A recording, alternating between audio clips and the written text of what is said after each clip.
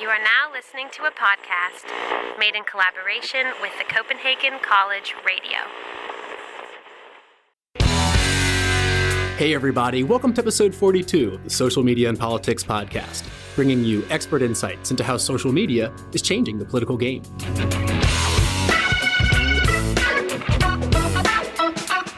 I'm your host, Michael Becerra, political scientist at the University of Copenhagen. Remember, you can follow us on Twitter at SMNP Podcast and swing by the Facebook page, facebook.com/Social Media and Politics Podcast.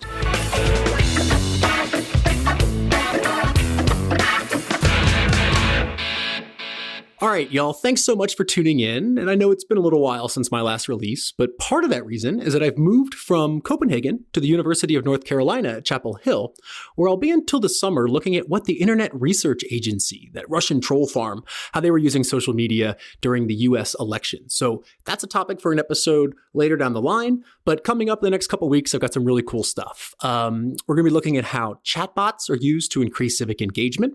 We're going to be looking at how American campaigns are using mobile applications for organizing and for canvassing, cyber attacks on social media, how the World War II Museum is using social media to promote cultural heritage. So all these things are coming out, and I'm doing those interviews kind of on a rolling basis. So stay tuned. For this episode, we're going to be looking at how local politicians are using social media. And in particular, we're going to be looking at the case of GroenLinks, which is a environmentalist green party in the Netherlands. And they have local elections coming up on March 21st. And I'm going to be speaking with Hanneke Brensma. She is a campaigning politician for GroenLinks in the Overbetuwe municipality. And what's cool is you really get a sense of how local the issues are that these politicians are concerned with versus the more, macro level issues that you hear about in national elections. We're going to talk specifically about the role of WhatsApp. And GroenLinks has been really innovative in using that technology for activism. And there's even been a kind of term that's been associated with that called apptivism. And so we're going to talk a little bit about what that is and how the party is using WhatsApp for local campaigning. But before I go ahead and introduce Hanneke, let me go ahead and plug three things for the podcast. One is that it is now available on Spotify. So if that's your preferred medium for listening to things, go ahead and check us out there. And secondly, if you haven't subscribed to the Axios newsletter yet, please go ahead and do that. You can find the referral link in the show notes to this episode or at socialmediaandpolitics.org. Please don't delay. Let's do that. Let's get 250 people signed up and then hopefully get a special guest for the 50th episode of this podcast. And thirdly, in May, we're going to have two digital marketing experts from the company Blitz Metrics come on the show, and we're going to discuss government communication on social media. And what we're doing is we're asking you, if you find any good or bad examples of government communication on social media, go ahead and post that on Twitter with the hashtag SMNPwins or hashtag SMNP fails, depending on whether you think it's good or bad. And we're going to select a few of those and discuss why or why not these campaigns or these posts are particularly good or bad examples of government communication on social media. So keep that in mind. And thank you to everyone who already has done that. We have quite a few good examples already and quite a few bad examples already. So feel free to go ahead and check those out. So without further ado, let me bring on Hanneke Brensma to talk about how GroenLinks is using social media to campaign in its upcoming local elections. Hanneke, thanks so much for taking the time out and welcome to the Social Media and Politics podcast. Thank you so much for having me, Michael. So can you start out by telling us a little bit about, and I'm having a ton of trouble pronouncing this, but Overbetuwe municipality. What's it like and what are the main issues coming up in the 2018 elections? Well, Michael, Overbetuwe is a rural municipality located between two large cities, Nijmegen to the south and Arnhem to the north. There are a little over 47,000 residents that live in the villages in our municipality. Elst, where I live, is the biggest village with 22,000 residents. And then we have Driel, Herveld, Heteren and Zetten, and they all have about 3,000 to 5,000 residents. And then there's some smaller villages. It's very green here. We've got a lot of agriculture, waterways, as we are in between the River Rhine to the north and the Waal in the south. And there are some wooded areas with beautiful walking and cycling routes. Mm-hmm. And so it's much more of a rural economy? Is that kind of the feel I'm getting? Yeah, definitely. We do have some industry.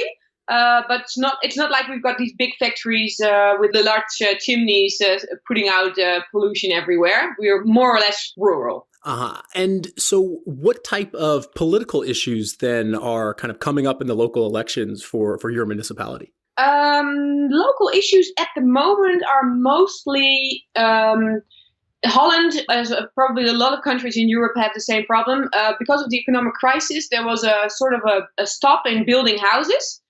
So what we're seeing is that a lot of people need a new house but can't find one. Or if they can find one, they're unaffordable because it's just it got way too expensive because of the scarcity in the market. Mm-hmm. So building new houses and building affordable houses, both for rent and for sale, is an issue. Another issue that we have here is that we're going to build a new rail terminal. We're close to the Betuwe line, which is a trail link between the Dutch port of Rotterdam and Germany and beyond. And they're going to build a rail terminal. And that's going to affect a little part of our municipality, but it's like 35 houses. Mm-hmm. People live there, and we think it's important to make sure that they can comfortably live there. Or if they don't want to be living there when the new rail terminal gets there, they get compensated. And that's also a big debate because it's something that the municipality only has a little bit of influence on. It's mostly done and operated by the province of Gelderland, which is above us when you look at the democratic system. Mm-hmm. Yeah, it's interesting. It's a little bit different scope than what you might see in a national election where it's all about, immigration or, GDP, whereas this is much more focused on those local issues. The thing about that's why I like being in the local politics system is that we can discuss things like where are we going to put the path for our bicycles? Where are we going to build our new school, or what do we do with the citizens who get influenced by like building a rail terminal? It's very local. It's the things that happen in your block, your street, your village, your municipality, our Overbetuwe. Mm-hmm. And how did you end up getting into politics? What was your kind of drive that got you into dealing with these issues? It's actually a funny story.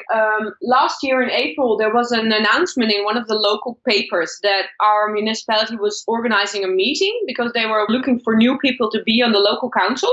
And I had never been active in any political party, but decided to attend the meeting. And it was very informative. The council registry started by explaining the workings of a municipality and other options that people have to participate in democracy. Mm-hmm.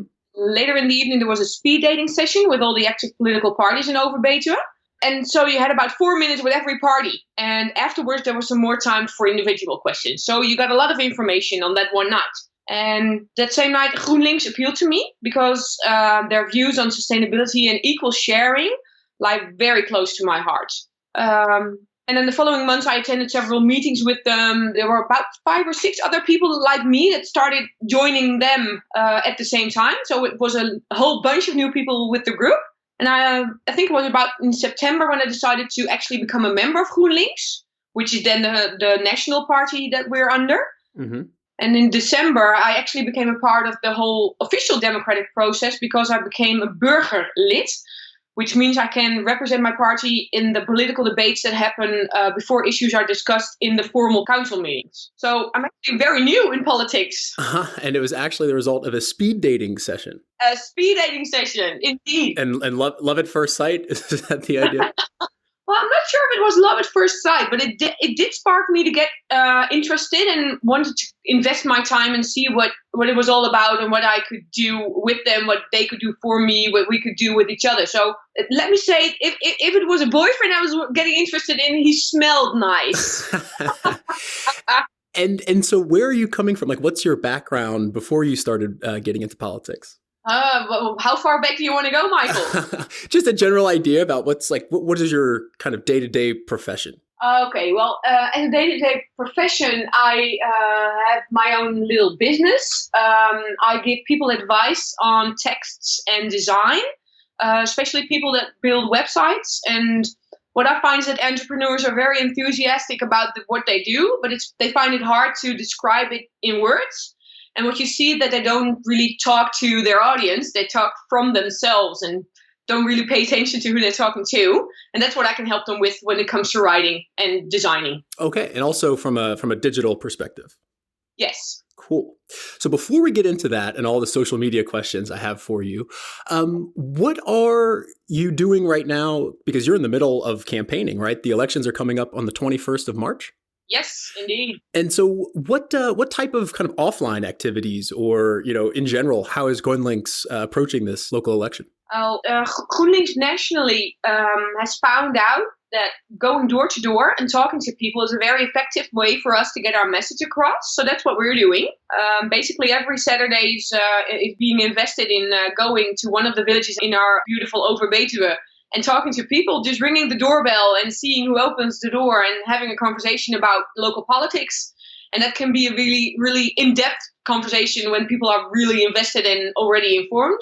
And it could also be like, hey, I didn't know there were any elections on the 21st of March. What am I supposed to do? And why did I get 2 ballots? What am I supposed to do with those? So the conversations go from all the way over the spectrum. So you can't expect anything when you ring the doorbell. And are you logging those interactions somehow? Like, in the US, people might have an iPod and then or an iPad, sorry, and they'll, mark down who answers the door, what they respond. I mean, are you kind of keeping track of who's answering and who's receptive to the party? Absolutely not. Because we think it's very important to keep people's privacy very private. And it's not up to us to have any record about the conversations that we keep. The only thing we keep track of is which streets we go into, and that's it. Mm-hmm. Just to kind of keep an idea of where you've been. Mm-hmm. Gotcha. So let's turn over to the digital side then. And I want to ask about the role that social media is playing in the overall campaign. Is it prioritized compared to, if door-to-door canvassing is the most important, is social media used to help facilitate that? Yes, definitely, because we let people know, like on Facebook, you can make events. And so we can share with other people where we're going to go and what the program is. That sort of helps us in 2 ways. We can get people that are interested in GroenLinks maybe to go to door with us. So they can come with us, wear the very, very green jackets that we wear, and then help us out going door to door. And for people in the village to start thinking, hey, GroenLinks is coming next Saturday. If I've got something that I want to discuss with them, I can find them here. And maybe I've got some questions that I can ask them if they're ringing my doorbell. So that helps us in 2 ways. And do you tend to get feedback from constituents on Facebook? Like, do they respond to those events? Are they posting in those groups? They do share the events. Some of them say that they're going. We've also got, besides the door-to-door thing, every last Friday of every month, we go to a local bar that depends on, we try to vary it, not always go to the same one, but go in different villages. And when we go there, we specifically ask people to come and share how things are going in their specific village. So we can learn about what's going well for them and the things that they would like to see improved. So that's when there's more interaction. On the events where we go door to door, there's not that much really. Just the sharing of like, hey, they're coming, but not any political questions really. Uh-huh. And is there a difference if, let's say, a lot of people sign on versus, only a few, or you are going out there anyways?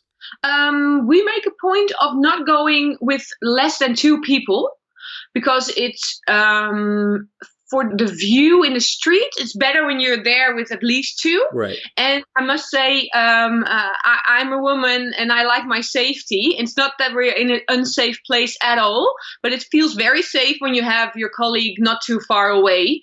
And it's also helpful because sometimes you get stuck in a conversation that's very, very amusing, but not very productive. Mm-hmm. And one of your colleagues gets you out of it just by saying, come on, we've got to go to the next one. Right.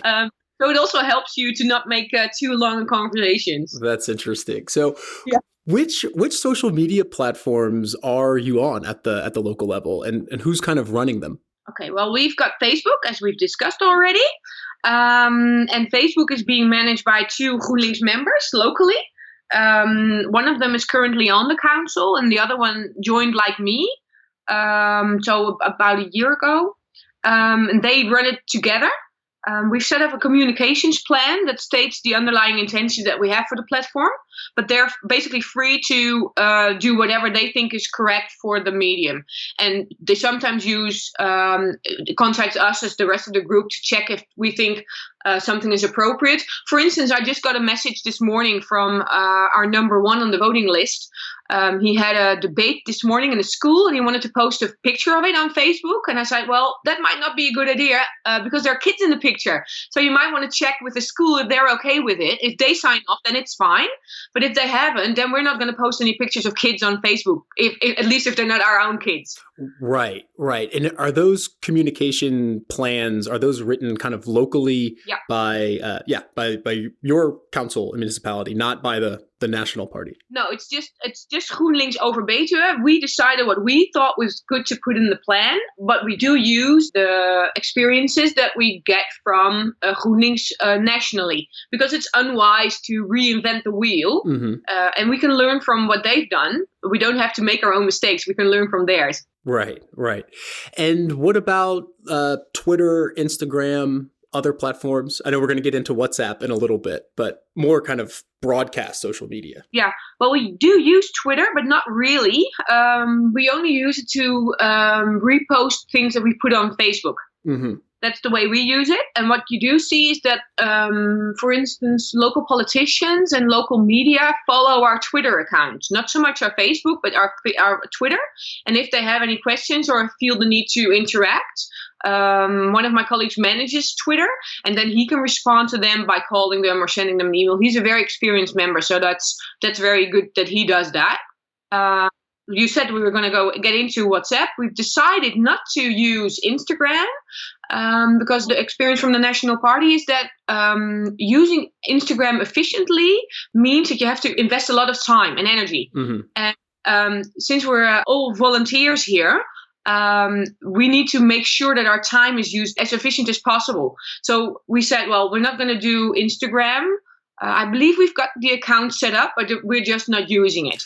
Right. And I think if you go on your local website, it links to the National Party's Instagram. Yeah, it does. And when you say a lot of time, is that because of like filtering pictures or, the word Insta kind of makes it sound like it's a quick medium. But do you have an idea of what's taking so much time at the National Party level, for example? I couldn't tell you, Michael. That's something that's one of the things that they told us not to do, because they decided that it was too much work.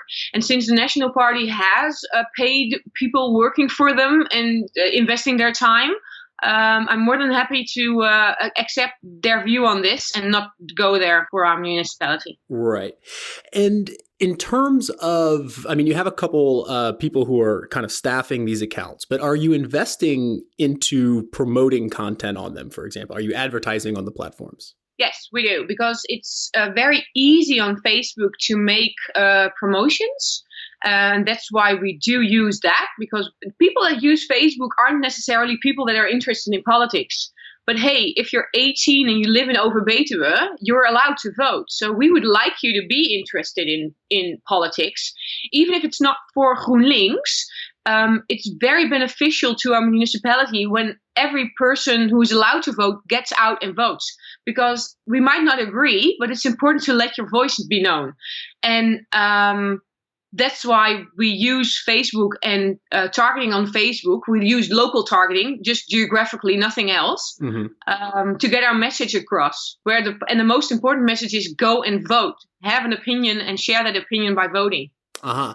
And how is that? Is it different than what you would post on your main page? So it has a focus on voting, but is there a marked difference in what you're putting out on advertising and what you're posting organically? Or do you just boost posts that you already have on your main page? It's the last thing. We boost posts that we already have on our main page because we think it's important to have different kinds of messages that we put out there and promote.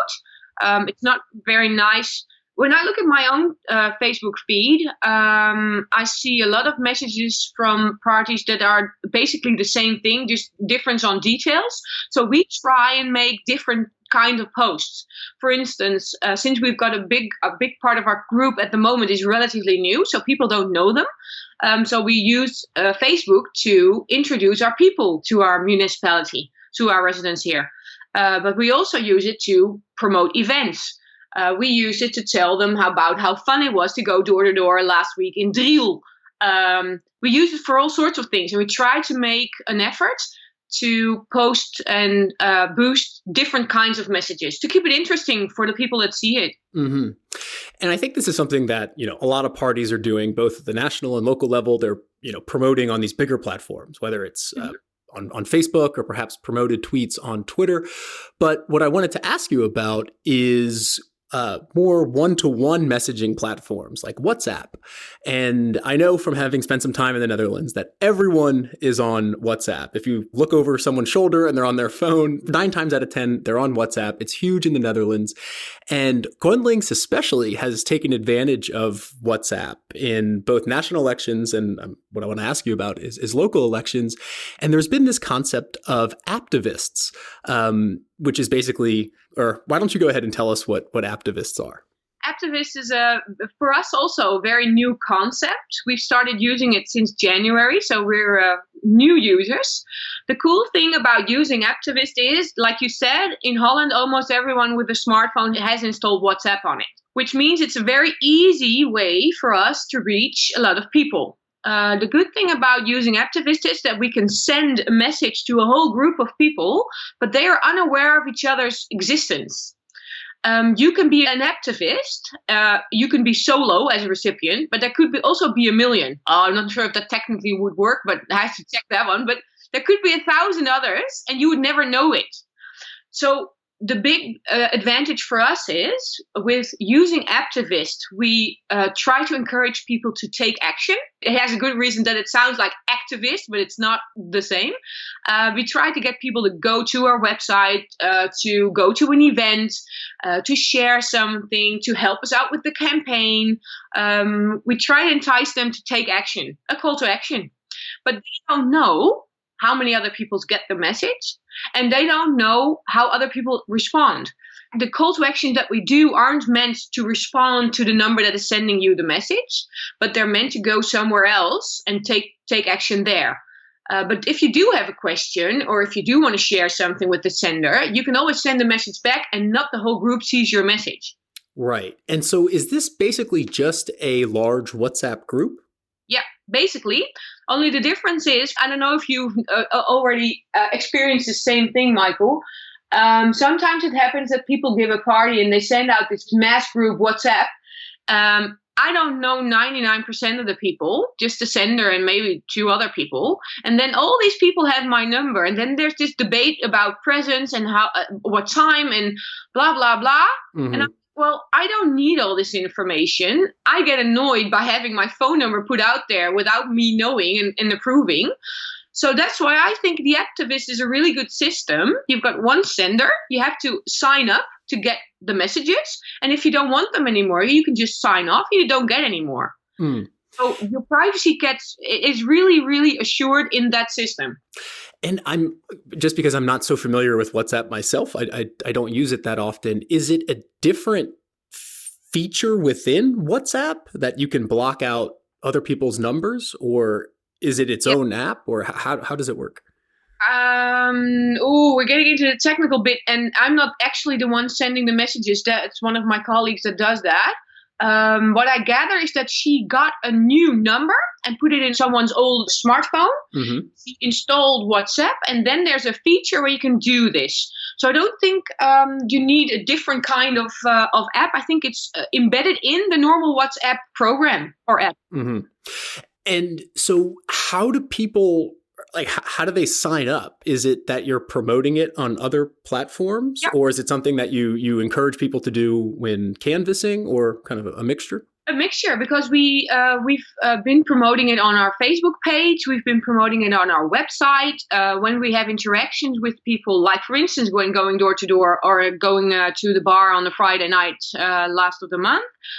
Those are the moments when we ask people, if you want to follow our adventures in campaigning, please sign up, and feel free to sign off if you don't like it, or if it doesn't give you what you thought it was going to get you. So it's a really... It doesn't cost you anything. It's really easy to get onto the group or get off again. And we see that it helps us reaching people that don't use Facebook. Mm-hmm. Right, because it goes directly to your, it's linked up to your number as opposed to a profile. Exactly. And what people have to do, you add the number to your contacts on your phone. Then you just go to WhatsApp, send the message, ik doe mee, I'm in, to that number, and then you get added to the list. And then when there's a message sent from the activist, everyone who's signed on receives it. Uh-huh. And how do you consider it as part of the overall strategy? So there's calls to action, but is it more for people who are highly engaged in the campaign? Do you think it's a more effective communication medium? I mean, where do you kind of situate it in this kind of overall digital presence that you guys have? Well, it's not so much communication because we're just sending. We're not expecting a response through WhatsApp, through the activists. So it's on that note, it's very one-sided because, like I said earlier, the call to action is made to do something outside of WhatsApp. And it's, for people that don't use Facebook or Twitter, it's a really easy way to keep up with what we're doing in the campaign. Mm-hmm. And since almost everybody has it on their smartphone, people don't tend to leave WhatsApp messages unread. When you get an email, some people have 1,000 unread emails in their box and never read them. But people that use WhatsApp tend to not ignore the red little number next to the app icon and see what's in it and what's it about. And they might not actually do something, but we do get GroenLinks over Betuwe in their minds at that time. And we see that people, but when called to action, that actually does work. So that's good. It seems to work. Yeah, and this concept came about, at least I heard of it in the Dutch national elections from last year. Is this something that was inspired by the National Party, and are other local parties in Betuwe using WhatsApp in a similar way? Like, is it a common trend among political parties at the moment?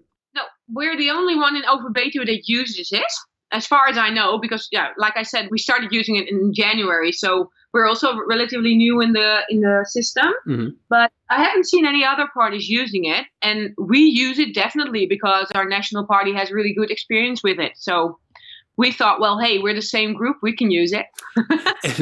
and I'm sure there's a kind of going to be a push towards the election on the 21st. That is kind of go vote and this might be a more effective way to reach people because, as you said, it's people are on WhatsApp anyways. It's kind of for their communication among friends, and it's not just another notification on Facebook, for example. Mm-hmm. Yeah, interesting.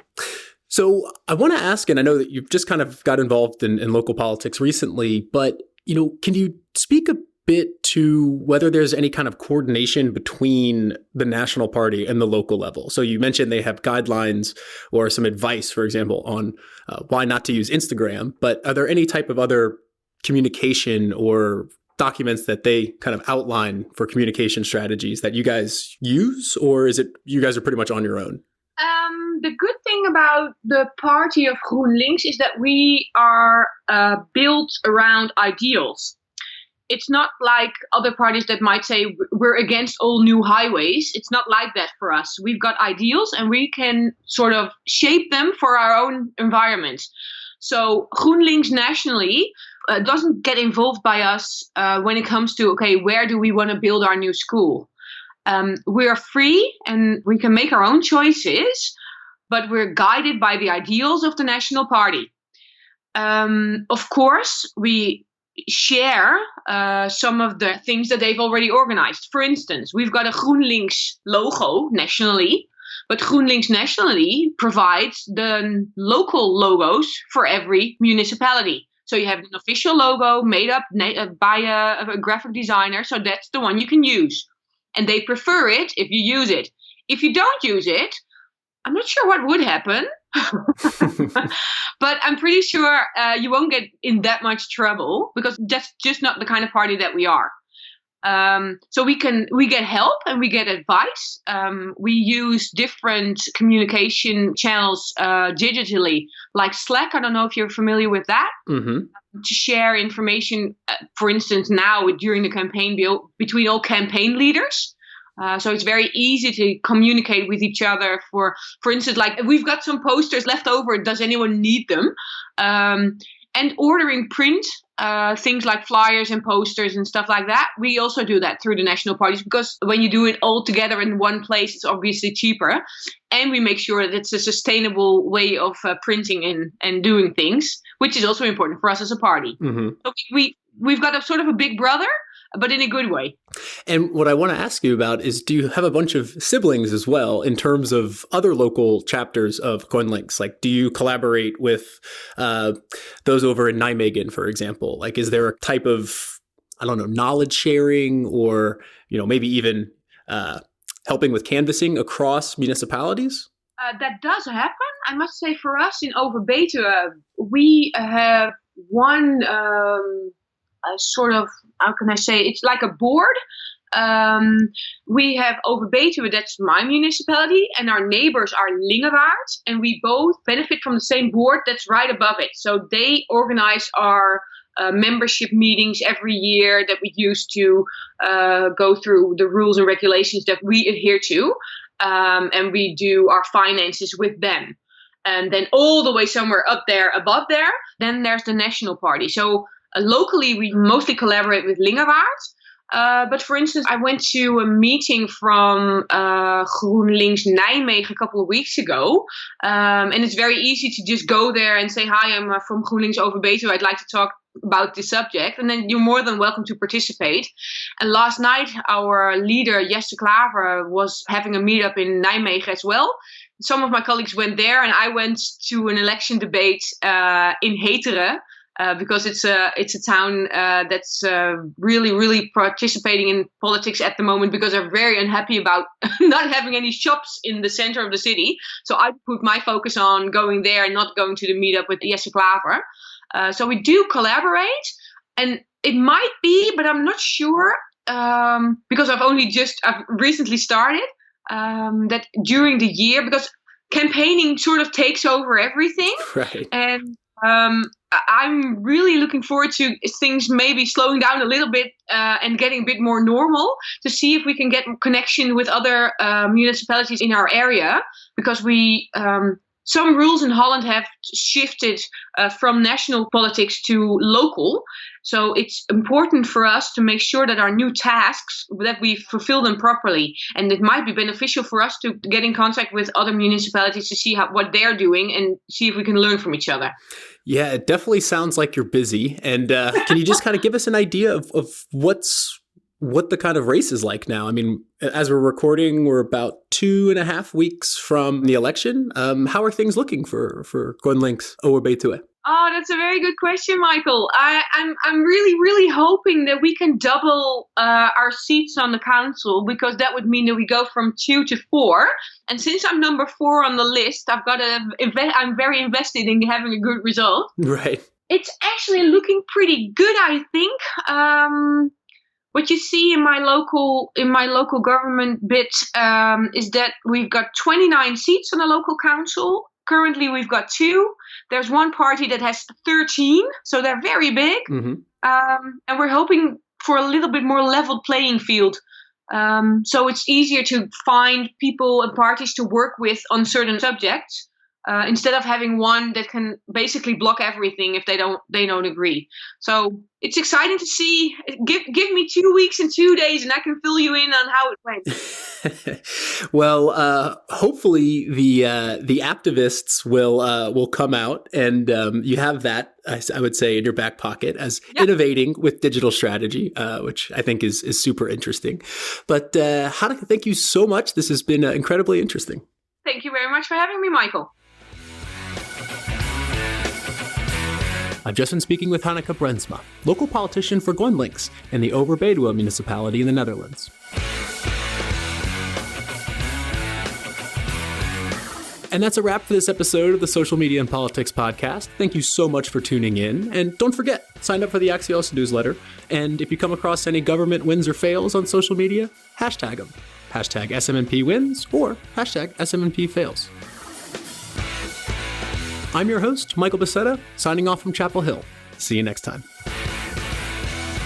And what about the municipality? Overbetuwe? That's my Americanized slang on it. You should put that on the blooper reel or something.